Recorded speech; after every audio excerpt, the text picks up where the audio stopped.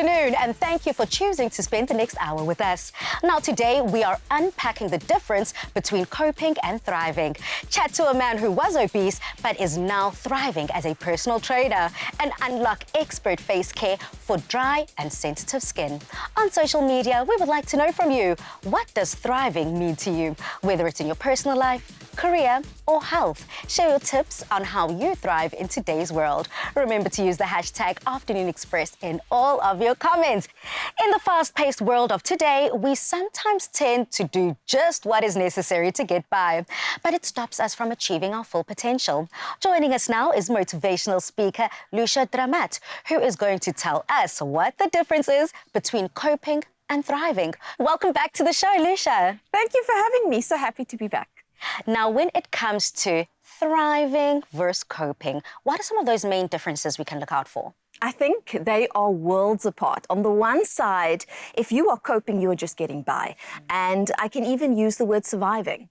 You are surviving through whatever situation your body has experienced, your mind has experienced, your trauma, your stress. There's a lot going on and I'm dealing.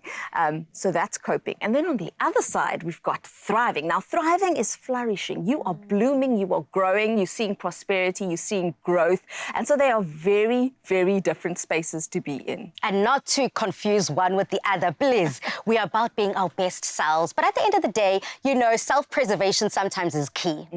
And we can feel overstimulated and overwhelmed just trying to finish everyday tasks.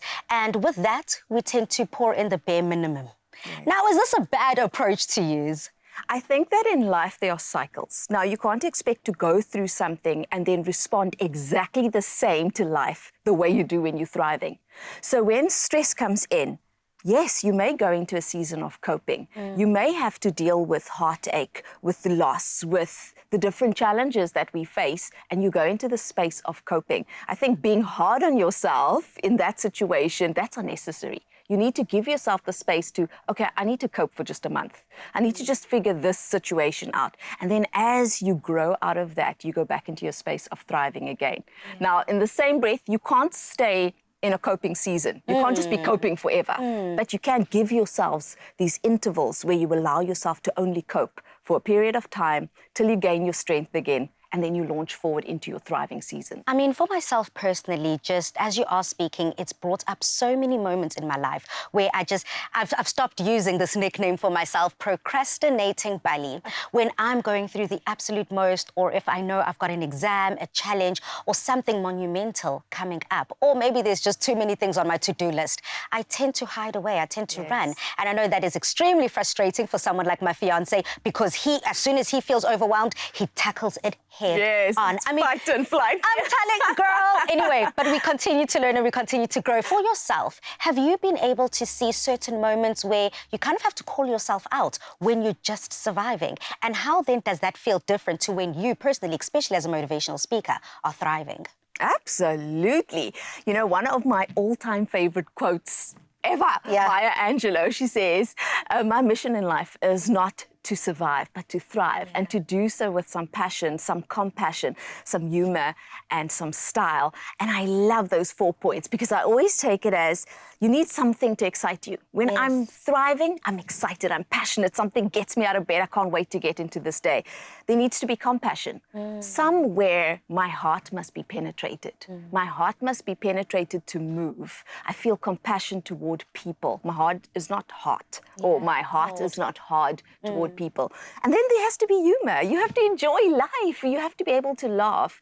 And finally, style, where you add your own personality, your own flavor, and your own opinions to the life mix. And I really do believe that that is thriving. And when I look at myself, there's often been times where I've been surviving.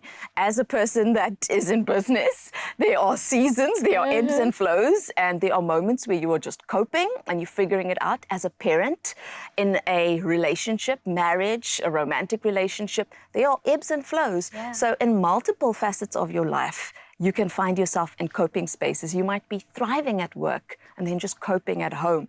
But if you start to notice, okay, I'm coping, I need help in this specific space, but also let me be gentle on myself and allow myself the time to cope and deal with it, because that is how your mind is set up. And I want to dive into that. You know, you kind of took the words out of my mouth. There has to be a mental shift, a mental switch where you're like, enough is enough. It's time for me to thrive in whatever space of my life. Yes. What can we expect in that mental shift, or what needs to happen in that mental shift?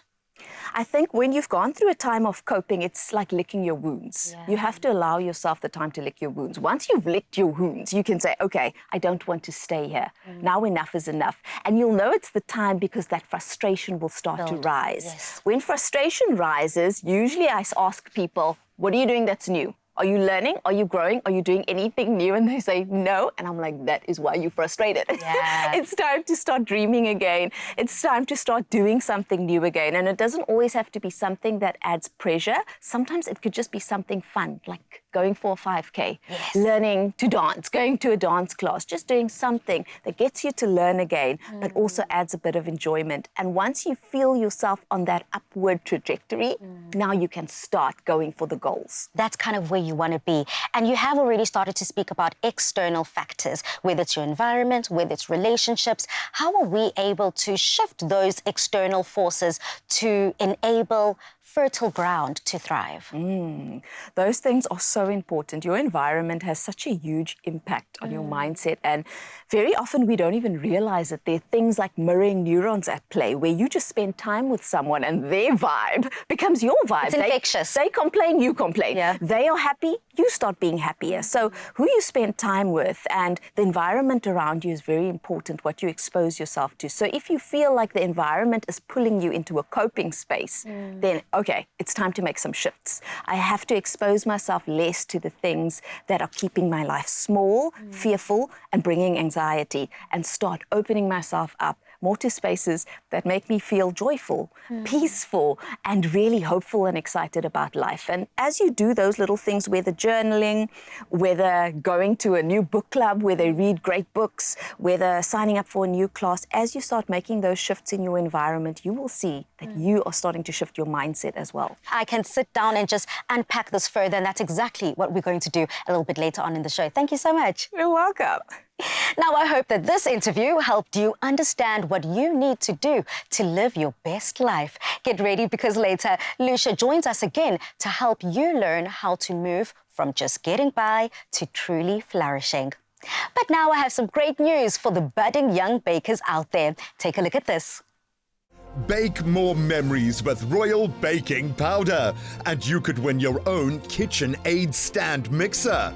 Be a part of the Tastemaster competition action by watching the show and baking a creative interpretation of the week's theme using Royal Baking Powder. Then upload it to socials by replying to the competition post, including hashtag the Tastemaster SA and hashtag Bake More Memories. Don't miss the Tastemaster SA every Tuesday evening at 7, repeat Wednesday at 1, and Sundays at 4 p.m. on SABC2.